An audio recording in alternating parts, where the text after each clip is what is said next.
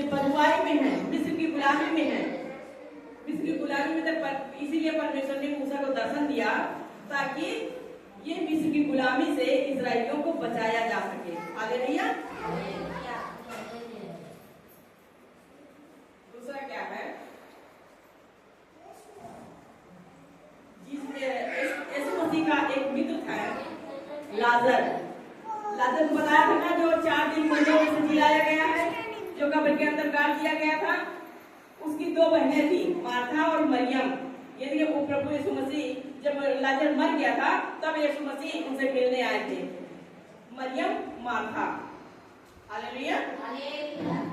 तो जब मिले तो ये लोगों ने कहा, उनकी दोनों बहनों ने कहा कि प्रभु अगर तू 4 दिन पहले आ जाता तो मेरा भाई न मरता। हालेलुया। लेकिन परमेश्वर ने कहा तू परमेश्वर की अद्भुत महिमा को देखेगी। हालेलुया। फिर जब प्रभु यीशु मसीह ने इन लड़कियों से कहा, मार्था और मरियम से, कि चलो कहाँ पर तुम्हारा भाई, तुमने कहाँ दफनाया उसको, मेरे को दिखाओ। हालेलुया। जब वो कब्र के पास गए, प्रभु यीशु मसीह कब्र के पास गए तो वहीं से आवाज लगाया, दूर से आवाज लगाया कि लाजर मुर्दों में से, कब्र में से निकल के बाहर आ जा। हालेलुया। परमेश्वर का वचन ही काफी होता है। सिर्फ एक नजर, एक दृष्टि की आपको जरूरत है। उससे परमेश्वर से प्रार्थना करिए, मांगिए कि परमेश्वर मुझ पर भी अपनी निगाहें करम कर। हालेलुया। जैसे ही प्रभु यीशु मसीह ने उसको लाजर को आवाज लगाया, कब्र से बंधा हुआ निकल के बाहर आ गया। 4 दिन का मुर्दा, 4 दिन 4 डेज कब्र के अंदर। अच्छा, 4 दिन के अंदर, 4 दिन का मुर्दा लाजर प्रभु यीशु मसीह ने दिलाया। हालेलुया।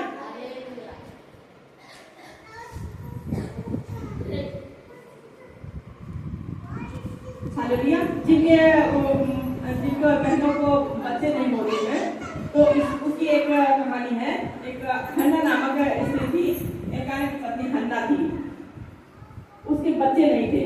उसने अपने पति की दूसरी शादी करवा ली थी। उससे बच्चे बहुत हुए, लेकिन उसको ताने बहुत मिलते थे। जब किसी स्त्री के बच्चे नहीं होते हैं तो उसको बहुत ताने मिलते हैं लोग कि बांझ है, उल्टा सीधा बोलते हैं। तो हन्ना ने प्रार्थना किया परमेश्वर के भवन में जाकर, गिड़गिड़ा कर। उसने ये नहीं देखा कि हमारे आसपास कौन है, आजू बाजू कौन है, कौन बैठा है, कौन नहीं बैठा है। उसने गिड़गिड़ा कर, आत्मा से भर भर कर परमेश्वर से प्रार्थना किया और रोई। परमेश्वर ने उसकी हन्ना की प्रार्थना को सुना। हालेलुया। उसको परमेश्वर ने एक पुत्र दिया। ऐसी हमें प्रार्थना करना चाहिए।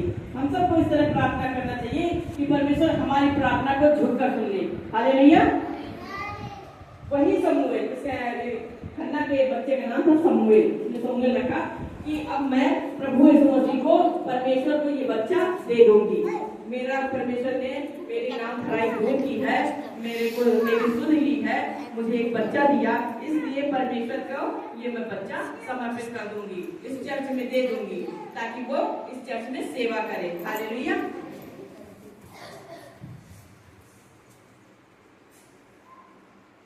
हालेलुया। इसमें बाइबल में एक और स्टोरी है जो ये सब रियल है, ये भविष्यवक्ताओं की स्टोरी है।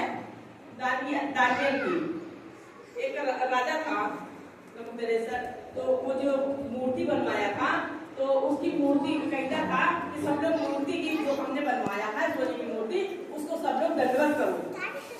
लेकिन इजरायली था ये दानियल, तो उसने दंडवत नहीं किया। हालेलुया।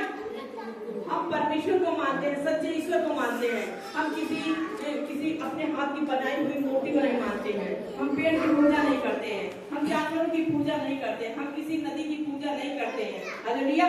जो सारे संसार का रचयिता है, सारे संसार को रचने वाला है, हम उसकी उपासना करते हैं, हम उसकी महिमा करते हैं। हालेलुया। इसी तरह दानियल था, उसने भी उसकी मूर्ति को दंडवत नहीं किया। राजा ने कहा तुम मेरी मूर्ति को दंडवत करो, नहीं तो तुम्हें परेशानी में डाल देंगे, तुम्हें शेर की मार में डाल देंगे, तुम्हें आग के भट्टे में डाल देंगे। हालेलुया। उसने नहीं दंडवत किया। वो कहता है हम दंडवत करते हैं जो सारे संसार को उसने तो अपने हाथ की मूर्ति बना के सोने की मूर्ति खड़ा कर दिया, हम उसको दंडवत नहीं कर सकते। तब उसको क्या किया, उन लोगों ने शेर की मान में डाल दिया। ये दानियल है, दानियल को शेर की मान में डाल दिया। हालेलुया। लेकिन क्या हुआ, वो परमेश्वर से विनती करता रहा। ये शेर जो थे उसके फ्रेंड बन गए, उसके दोस्त बन गए, और उसके काम से परमेश्वर ने शेरों के मुंह को बंद कर दिया। हालेलुया।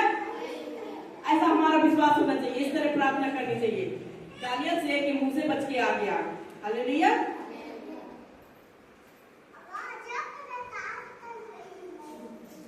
इसी में एक कहानी है अब्राहम से। देखो, अब सबसे पहले अब्राहम से इसहाक से याकूब से जोसेफ।